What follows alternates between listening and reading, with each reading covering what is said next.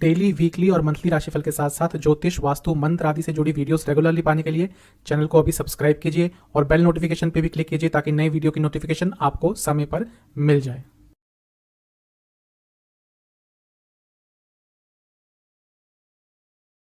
ओम गणेशाय नमः। ओम नमः शिवाय। मैं निखिल ज्योतिष आचार्य आप सभी का मेरे चैनल पर पुनः स्वागत करता हूं। आशा करता हूं आप सभी स्वस्थ होंगे। महादेव की कृपा आप सभी पर सदैव बनी रहे।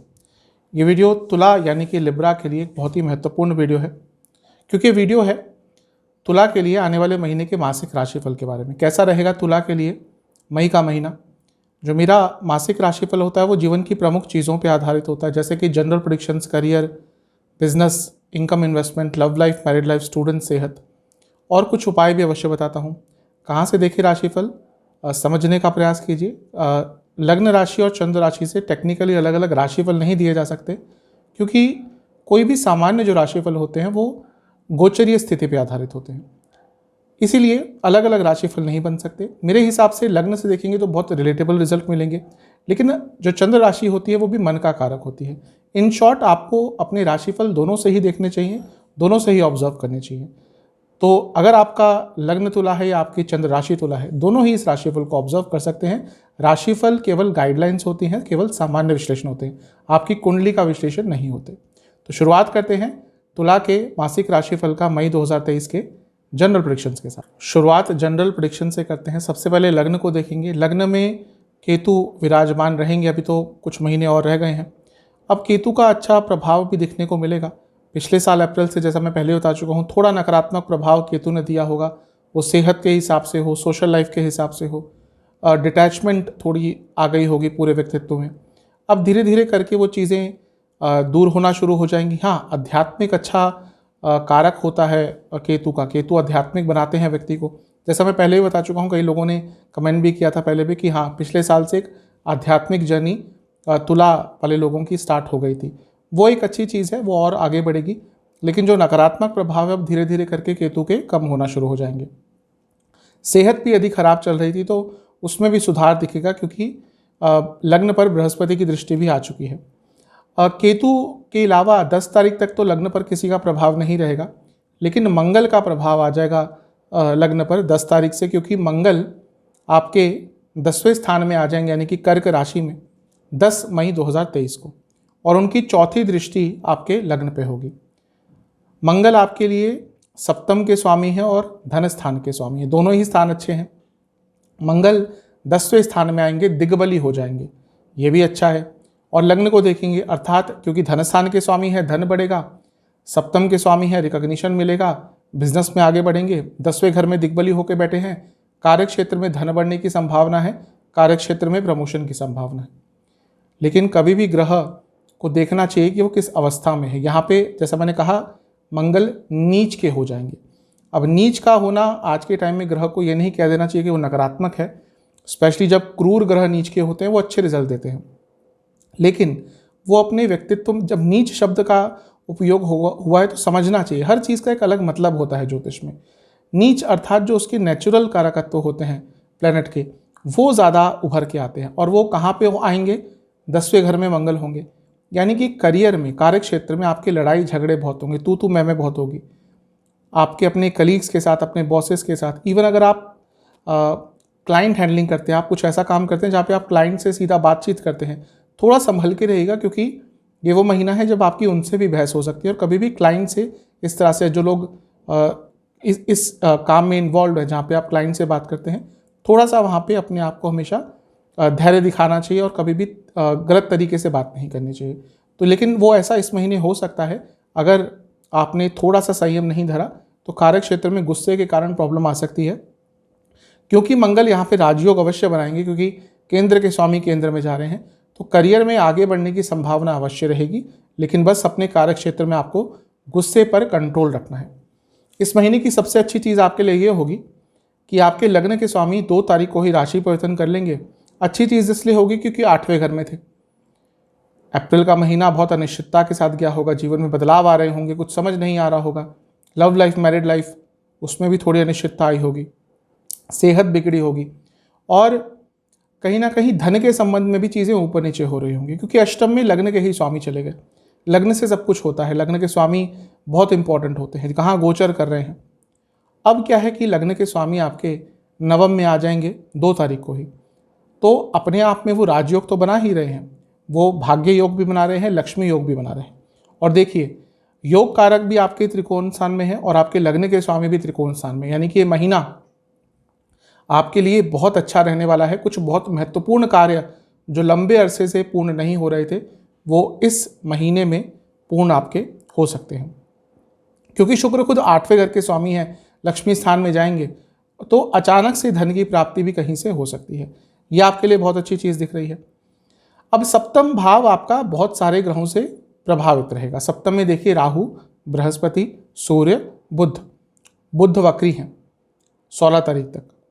तो इतने सारे ग्रहों का जमावड़ा जब सप्तम भाव में होता है तो इसके 2-3 अर्थ सामान्य विश्लेषण में हम दे सकते हैं। सबसे पहला तो व्यक्ति की जो सोशल लाइफ है वो नेगेटिवली इम्पैक्ट हो सकती है। दूसरा, अगर आप पॉपुलर व्यक्ति हैं, थोड़ा आपका नाम वाम बना हुआ है, थोड़ा सा बच के रहिए। ग्रहण योग लगा हुआ है आपके सप्तम में, स्पेशली जो पॉलिटिक्स में इन्वॉल्व है, स्पेशली जो सोशल मीडिया पे बहुत पॉपुलर है, स्पेशली जो बहुत एक पॉपुलर व्यक्तित्व रखते हैं, आपके छवि को बिगाड़ने का प्रयास यहाँ पे किया जा सकता है। थोड़ा सा बच के रहिएगा। जब ग्रहण की मैंने वीडियो बनाई थी उसमें भी मैंने शायद ये बताया था। और ये महीने भी आपको 14-15 तारीख तक इस चीज़ का ध्यान रखना है, क्योंकि सूर्य ग्रहण लगाकर सूर्य पे ग्रहण तब तक रहेगा। 14-15 तारीख के बाद फिर वो आगे चले जाएंगे तो ग्रहण योग खत्म हो जाएगा।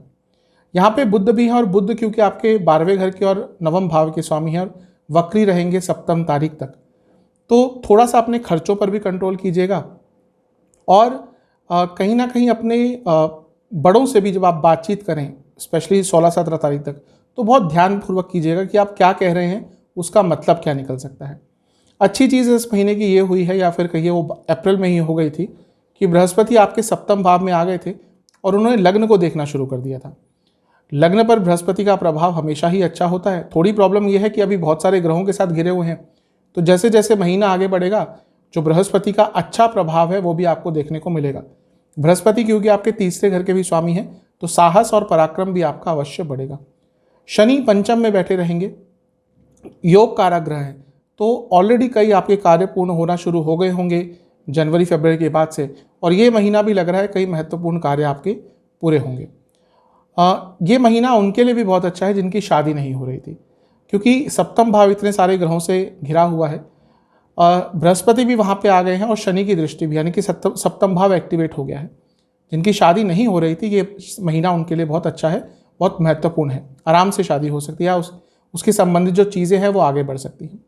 इस महीने के कुछ विशेष अगर योगों की बात करें तो राजयोग तो मंगल द्वारा बनेगा 10 तारीख को, उसके बाद शुक्र द्वारा भी लक्ष्मी योग बनेगा और राजयोग भी बनेगा।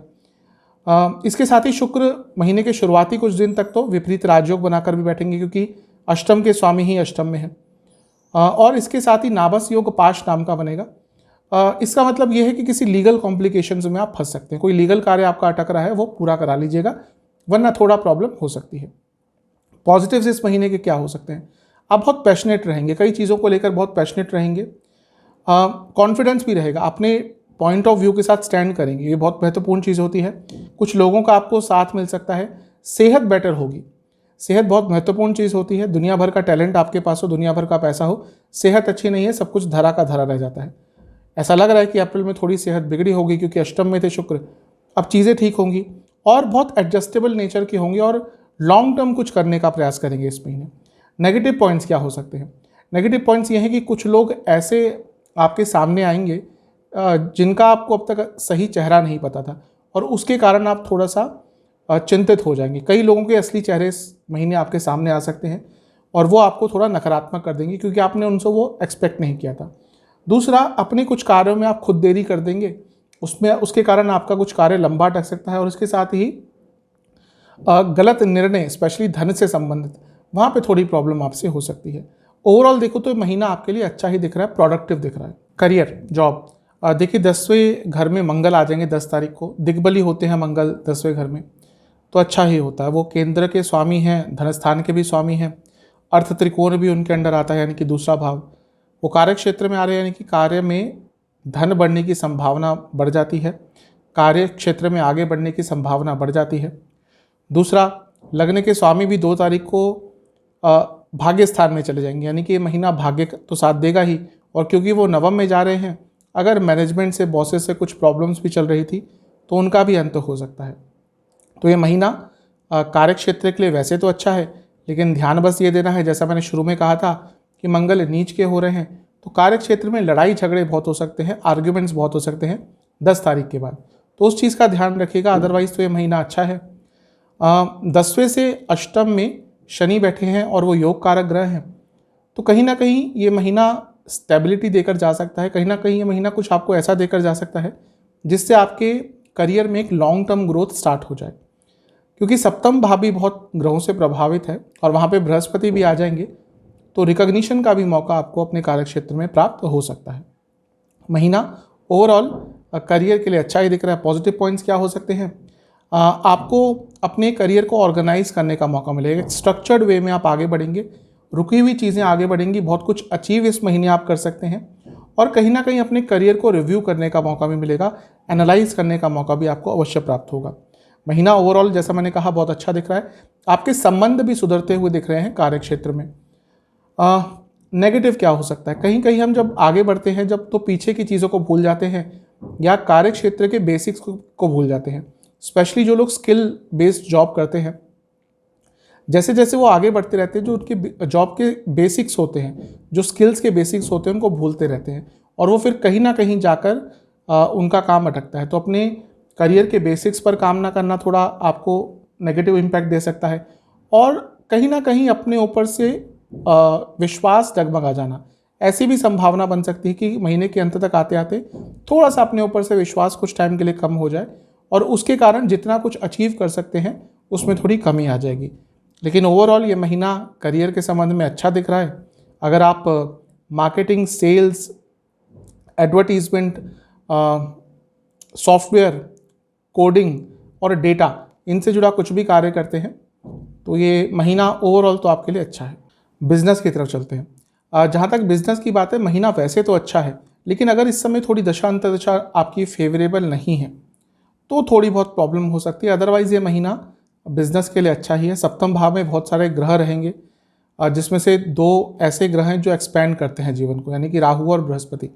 तो अपने बिजनेस को आपको एक्सपैंड करने का मौका मिलेगा। यहाँ पे सूर्य भी होंगे 14 तारीख तक, भले ही ग्रहण योग में है लेकिन वो लाभ स्थान के स्वामी हैं, तो वहाँ वाला रिजल्ट भी देंगे। यानी कि महीना बिजनेस की ग्रोथ का है। अगर आपने अच्छी तरह से काम किया, सब कुछ आपने ढंग से अपने एफर्ट्स लगाए, तो कहीं ना कहीं बिजनेस में ग्रोथ हो सकता है, बहुत तेज़ गति से वो भी। और सप्तम के स्वामी, क्योंकि बिजनेस की बात कर रहे हैं, सप्तम भावी महत्वपूर्ण होता है। सप्तम के स्वामी केंद्र में चले जाएंगे, दिग्बली हो जाएंगे, भले ही नीच के हो रहे हैं, लेकिन बिजनेस में कुछ कड़े निर्णय अगर आप लेना चाहते थे वो करने के लिए महीना बहुत अच्छा है। और एक जुझारूपन और कॉम्पिटिटिव स्पिरिट बहुत रहेगी आपकी अपने बिजनेस को लेकर। तो ये महीना बिजनेस के संबंध में बहुत अच्छा दिख रहा है, बहुत शुभ दिख रहा है। पॉजिटिव पॉइंट्स क्या हो सकते हैं? नए प्रोडक्ट्स की एंट्री आपके बिजनेस में हो सकती है, नए एसोसिएट्स की, नए इन्वेस्टर्स की, नए बिजनेस पार्टनर्स की, या अपने बिजनेस में आप बहुत कुछ नया अगर ऐड करना चाहते थे। कभी कभी होता है पैरेलल बिजनेस भी व्यक्ति रन करना चाहता है, तो उसके लिए भी महीना अच्छा है। बिजनेस में स्टेबिलिटी दिख रही है, कंफर्ट जोन से आप निकलते हुए दिख रहे हैं, बहुत अच्छी चीज़ है।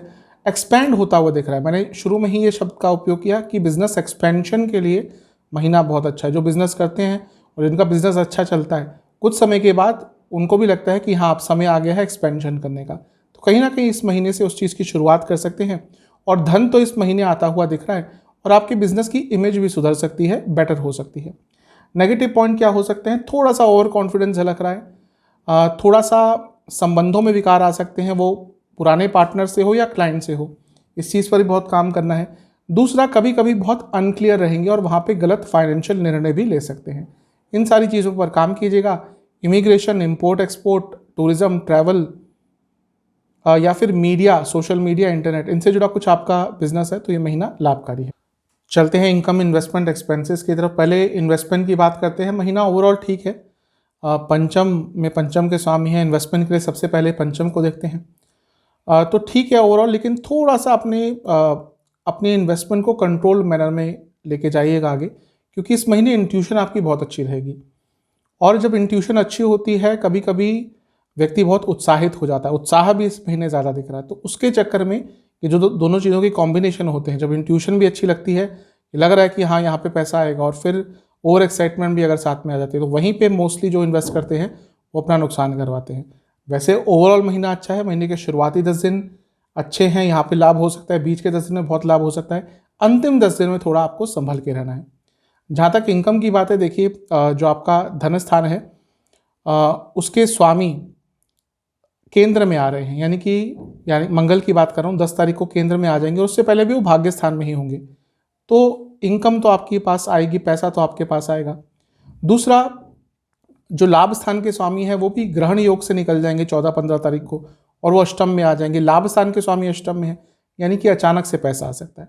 तो हाँ, पैसा आएगा, लेकिन क्योंकि ग्रहण योग का यहाँ पे योगदान आ गया एक जगह पे, तो थोड़ा रुक रुक कर पैसा आएगा, थोड़ा रुकावटों के साथ, थोड़ा डिले के साथ पैसा आएगा। जहाँ तक खर्चों की बात है, देखिए 12वें घर के स्वामी पूरे महीने लग्न को देखेंगे, और 16 तारीख तक तो वक्री भी रहेंगे, यानी कि खर्चा तो बहुत तेज़ गति से बढ़ रहा होगा, और वो अप्रैल के अंत में ही आपका बढ़ना शुरू हो गया होगा। इस महीने भी खर्चा थोड़ा ज़्यादा रहेगा। किन किन चीज़ों पे होगा? अपनी सोशल लाइफ को इम्प्रूव करने के लिए होगा, अपने सोशल स्टेटस को इम्प्रूव करने के होगा।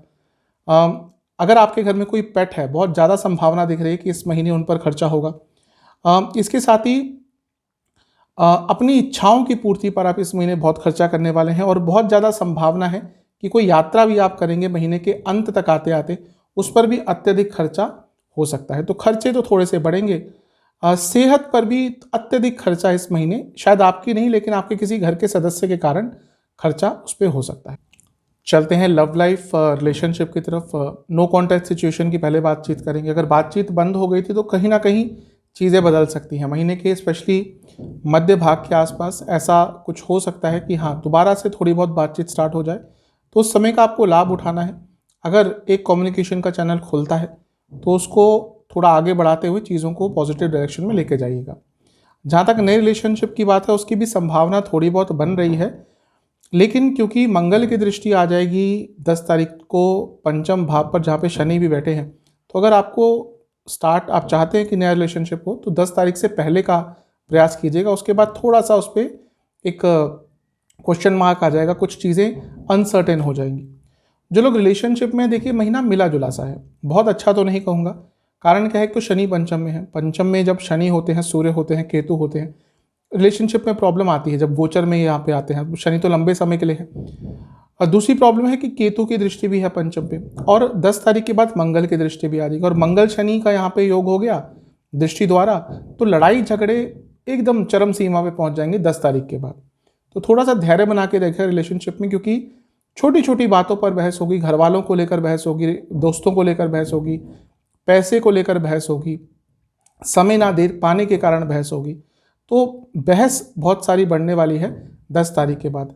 फिर भी जो कुछ चीज़ें पॉजिटिव मुझे दिख रही हैं वो ये हैं कि पुरानी गलतियों से सीख कर आगे बढ़ने का मौका मिलेगा, एक दूसरे के बारे में थोड़ा समझने का मौका अवश्य मिलेगा, थोड़ा समझने का प्रयास भी किया जाएगा, और इसके साथ एक दूसरे की गलतियों को इग्नोर करने का प्रयास भी किया जाएगा, जो बहुत महत्वपूर्ण होता है आज के टाइम में। नेगेटिव पॉइंट क्या हो सकते हैं? नेगेटिव पॉइंट यह है कि ओवर थिंकिंग, शक करना और डोमिनेट करने का प्रयास करना, ये रिलेशनशिप को नेगेटिव डायरेक्शन में लेकर जा सकता है। मैरिड लाइफ, महीना बहुत अच्छा नहीं दिख रहा। कारण क्या है? ग्रहण लगा था सप्तम में, सप्तम भाव मैरिज का होता है, ग्रहण योग सप्तम में चल रहा है। सप्तम भाव के स्वामी मंगल नीच के हो जाएंगे 10 तारीख को। सप्तम में वक्री ग्रह बुध बैठे हैं, सप्तम में गुरु चांडाल योग बन रहा है।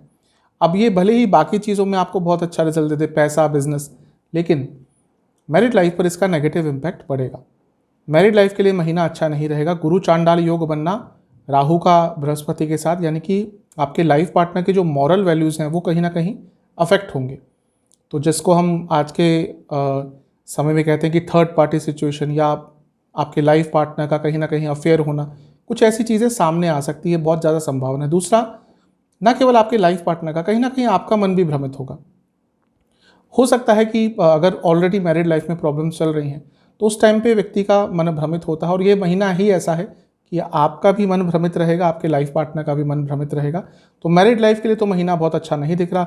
सप्तम भाव पर इतने सारे ग्रहों का प्रभाव है, सप्तम भाव के स्वामी जैसा मैंने कहा नीच के हो जाएंगे, तो मैरिड लाइफ में स्पेशली 10 तारीख के बाद बहुत प्रॉब्लम्स आएंगी। कुछ ढूंढ के भी निकालूं तो पॉजिटिव पॉइंट्स मुझे यही दिख रहे हैं कि थोड़ा बहुत कम्युनिकेशन का चैनल बेटर रहेगा और एडजस्टिंग नेचर रहेगा। अदरवाइज ये महीना थोड़ा नेगेटिव है। ध्यान आपको किन चीज़ों का रखना है? सबसे पहला अपनी इच्छाओं पर थोड़ा कंट्रोल कीजिएगा और वहाँ पर शक मत कीजिएगा जहाँ पे कोई बुनियाद ही नहीं है। कई बार इस महीने बेवजह की चीज़ों पर भी शक करना आपकी मैरिड लाइफ में प्रॉब्लम्स बढ़ाएगा। तो थोड़ा बहुत नेगेटिव महीना अवश्य है ये। ध्यान आपको अपनी मैरिड लाइफ पे बहुत देना है। देखिए, शनि की दृष्टि भी है सप्तम भाव पर और सप्तम भाव शनि की नीच की राशि है आपके लिए। तो एक टर्मोइल भरा, एक अप्स एंड डाउन्स भरा ये महीना हो सकता है मैरिड लाइफ। स्टूडेंट्स के लिए देखिए महीना अच्छा है, महीना अच्छा ही रहेगा। पहले एग्जाम्स की बात करते हैं। महीने के शुरुआती 10 दिन अच्छे हैं, बीच के 10 दिन भी अच्छे हैं, अंतिम 10 दिन भी अच्छे ही दिख रहे हैं। तो स्टूडेंट्स के लिए बहुत अच्छा है। कारण ये भी है कि पंचम के स्वामी पंचम में बने रहेंगे और मंगल की दृष्टि भी पंचम पे आ जाएगी 10 तारीख के बाद, और 10 तारीख से पहले भी मंगल पंचम से पंचम में यानी कि नवम में बैठे रहेंगे। स्पेशली अगर आपका कोई कॉम्पिटिटिव एग्जाम इस महीने पड़ता है तो उसमें आप बहुत अच्छा करेंगे। ये महीना आपके लिए बहुत बदलाव लेके आने वाला है। आप बहुत एक्टिव रहेंगे, ऊर्जा से भरपूर रहेंगे, बैलेंस रहेगा, अचीव कुछ कर पाएंगे, भाग्य का साथ मिलेगा और जीवन तेज गति से आपका आगे बढ़ेगा। तो स्टूडेंट्स के लिए तो ये पूरा ही महीना शुभ है। इस महीने का लाभ उठाइएगा। जितना मुख्य और प्रमुख कार्य आप इस महीने में कर सकते हैं उतना कीजिएगा, क्योंकि अधिकतम कार्यों में आपको सफलता मिलेगी। चलते हैं सेहत की तरफ। सेहत के लिए महीना बेटर होगा। मैं ये नहीं कह रहा कि सब कुछ ठीक हो जाएगा, क्योंकि केतु लग्न में है, रोग कारक होते हैं। तो मैं शायद पहले भी बता चुका हूँ कि पिछले साल से तो थोड़ी बहुत प्रॉब्लम चल ही रही होगी सेहत में। इन्फेक्शंस हो गए, पेट की प्रॉब्लम हो गई, नसों की प्रॉब्लम हो गई, ये सब तंग कर ही रहा होगा। अब अप्रैल में क्योंकि लग्न के स्वामी खुद अष्टम में चले गए थे, 2 तारीख को ही वो नवम में आ जाएंगे, तो उनकी स्थिति अच्छी होगी, तो वहाँ से आपकी सेहत में भी सुधार होना शुरू हो जाएगा। मोटे मोटे तौर पर आपको बीपी की प्रॉब्लम, नसों की प्रॉब्लम, पेट की प्रॉब्लम और हार्मोनल डिसऑर्डर्स इस महीने तंग करेंगे। महीने के शुरुआती 10 दिन वही बीपी की प्रॉब्लम ज़्यादा दिख रही है, जोड़ों का दर्द और रक्त विकार। महीने के बीच के 10 दिन सर से संबंधित प्रॉब्लम, हार्मोनल डिसऑर्डर्स और गले की प्रॉब्लम और हृदय संबंधित प्रॉब्लम। महीने के अंतिम 10 दिन इनडाइजेशन, पेट की प्रॉब्लम और नसों की प्रॉब्लम तंग करेंगे। उपाय की बात करते हैं। महीने के प्रथम शुक्रवार को या महीने के शुरुआती किसी भी दिन किसी भी मंदिर में घी, चीनी और चावल का दान करना है और वहाँ के पुरोहित जी को, ब्राह्मण जी को सफ़ेद वस्त्र दान में देने हैं और कुछ दक्षिणा दान में देनी है। साथ ही में आपको वहाँ बैठकर लक्ष्मी जी के या तो 108 नाम का पाठ करना है या उनको सुनना है। नहीं कर सकते तो घर में आकर भी कर सकते हैं। ये उपाय आप कर लेंगे, आपके लिए महीना अच्छा जाएगा, सकारात्मक जाएगा। आशा करता हूँ वीडियो आपके काम आएगी। चैनल पर नए हैं, सब्सक्राइब कीजिए, वीडियो को लाइक कीजिए। मिलता हूँ अगली वीडियो में, तब तक के लिए ओम नमः।